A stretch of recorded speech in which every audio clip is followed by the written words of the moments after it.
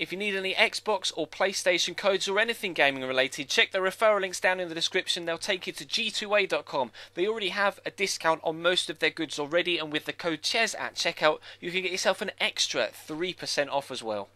Hey guys, how's it going? Chez back again and welcome to episode number 42 of the Liverpool career mode here on FIFA 15. We start with our second game in the Europa League. We of course came out victorious against Lille on Monday, and today we have to take on FC Aarau, the Swiss league side. Hopefully we can come away with another victory. As you can see, Lokomotiv Moscow beat them in the opening round of fixtures, so they aren't necessarily going to be the toughest of opposition, or at least I was hoping that was going to be the case, because of course we definitely should be topping this group by the time we get through all 6 fixtures, because we're most definitely the strongest side in this particular group with ourselves, Aarau, Lokomotiv Moscow and FC Lille. I was expecting more from Lille in the first game, and to be honest I was probably a little bit complacent heading into this fixture. I'm starting a strong side though, but we are playing in the snow, so obviously the conditions aren't necessarily going to lend themselves towards fast-flowing, attractive football, but it's just a case of dealing with the situation you've got in front of you. Of course, we are in Switzerland, so it does snow quite a lot in Switzerland.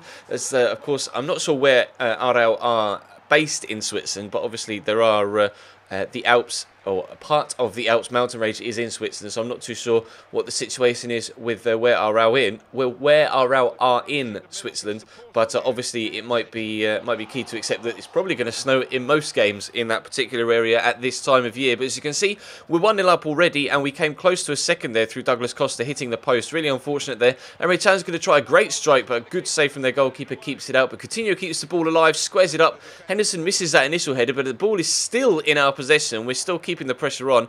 Mamadou Sakho's going to find Jordan Henderson. A nice ball into Coutinho. Tries to finesse shot again. It's on target, but this time again the goalkeeper comes out with a top save. So we were definitely working their goalkeeper, and he was actually doing very well to keep us out. Of course, we've already scored one, which means we are in front, and we had to rely on their inability to get shots on target to maintain that lead as we headed towards half time. But as we went into the second period, we continued our dominance in the fixture to this point. Coutinho works the ball out to Jordan Henderson. A lot of space on this right hand side, but Jordan Henderson decides to just power through the middle. Somehow he's still going, gets nicked there, and perhaps could have gone down and won a penalty. And the ball does drop to him here, but he's very slow to get back to his feet. Can't react quick enough, and the ball just hits him in the chest, and for some reason he doesn't react, and the goalkeeper's able to just pick it up. But Daniel Sturridge turns inside here really nicely, tries the shot with the right foot and misses it. Perhaps if he'd gone with the outside of his left and put more power behind it, he may have found himself picking up our second goal and guaranteeing all 3 points. But as it stands, Aarau are coming back at us again, winning the header at the back post, and as that went past the post, I actually thought it had gone in, to be completely honest, but fortunately for me it didn't. We've got 12 minutes left to go, and they're making a change, and I'm making a change as well. Eduardo Vargas and Fernando coming on for Emre Can and Philippe Coutinho. So we've got Sturridge up top. Now we're playing Eduardo Vargas in the cam role, because he does have decent footwork, and Douglas Costa shows good footwork of his own to get inside the man and then beat him for a second and third time before setting it out to Danilo to whip the ball in. Sturridge goes up with a header, and there we do have our second goal, putting the game to bed in stoppage time at the end of the second half, guaranteeing ourselves 6 points from 6 so far in the Europa League. A 2-0 win against Aarau to go ahead to build on our 3-1 win against FC Lille or LOSC Lille, I should say, in the first game that we played at Anfield. And we aren't necessarily going to have an easier game as we head into the second one against Aston Villa. Obviously, Villa Park is a tough place to go. Not necessarily having the best of times in real life this particular season. They do sit mid-table, as you can see right now, in this particular series as we head into the second season, but in real life they're not necessarily having the best of times, really not scoring many goals, although they did manage to get one against Chelsea at the weekend, regardless of the fact that the Blues came out victorious. And they're starting Jack Grealish out wide on the left hand side. Obviously you remember him from the Career Mode Road to Glory series in the first season there at Cambridge. We had Jack Grealish on loan in League 2, and he was a very good player, grew quite quickly as well. Apologies for my terrible English.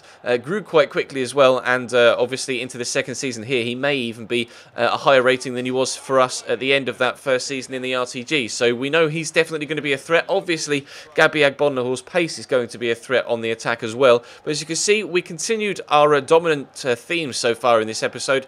After really taking the game to FCRL, we find ourselves going 1-0 up after half an hour at Villa Park as well. See the Liverpool fans dancing around in the background. We are 1-0 up thanks to Raheem Sterling. Doesn't score too many goals for us, but perhaps in this one he was showing a little bit more of an ability to put the ball into the back of the net. I am playing him through the middle in this one with Son out wide, so perhaps that's why. Maybe he is more effective through the middle, Raheem Sterling, but we had to rely on Stefan Ruffier to keep them out at the other end.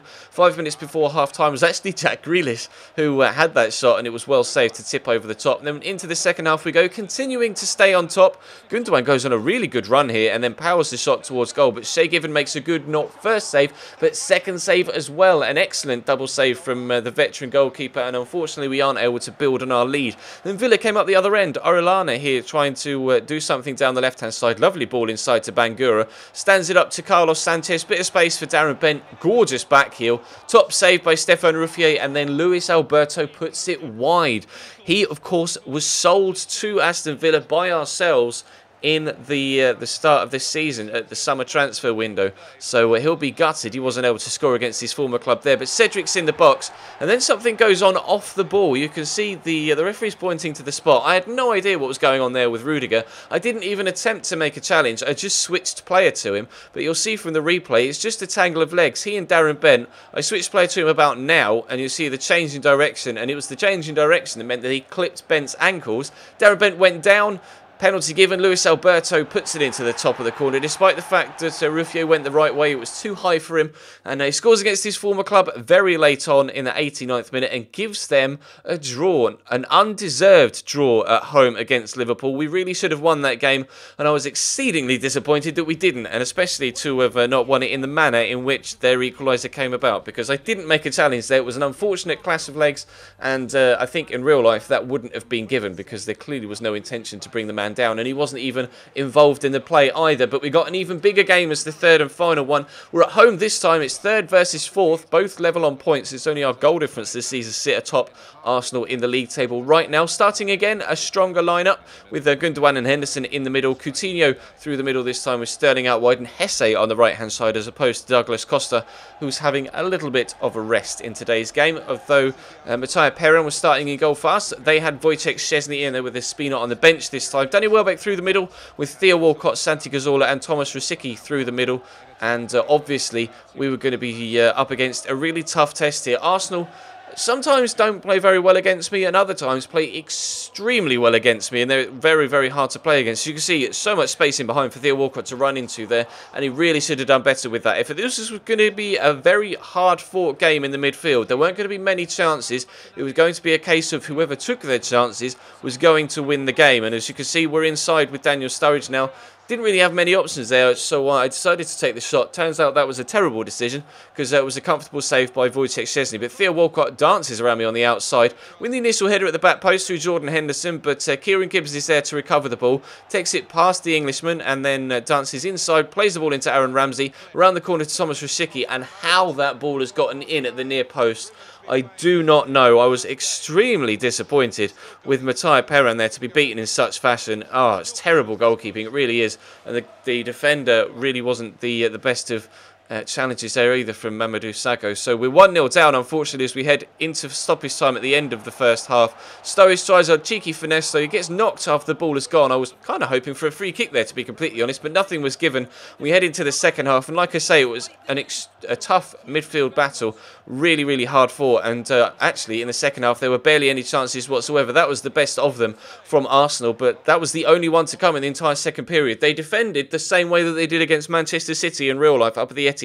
A perfect away performance from Arsenal, and they get the 3 points. So disappointing from us, but we will definitely come back stronger in the next episode, and we'll try and get ourselves back up into those Champions League spots, if not on top of the table again. Norwich, unfortunately for them, have now lost the game, but they do still sit second in the table and joint level on points with Arsenal, and it's Manchester United that sit ahead of us, and then ourselves and Spurs sitting there in 5th and 6th, both on 14 points. Still a long way to go though, another 30 games in the Premier League for this second season, and I'm more than happy with how things have been going so far. We're definitely a lot stronger this season. We're showing that we're a lot stronger this season, winning more games than we're drawing, so we're starting the game stronger than we did last year. Hopefully we can finish the season stronger than we did last year as well, get ourselves a Champions League finish at least, if not challenge for that title. That is my main aim this year, since we've made such a massive change to the squad as a whole. We'll have to wait and see how we do, but that is going to bring today's episode to a close, guys. Thank you very much for watching. There will be a career mode Road to Glory episode later on tonight. There was a Football Manager video went up earlier on this morning, so definitely check that out if you missed it,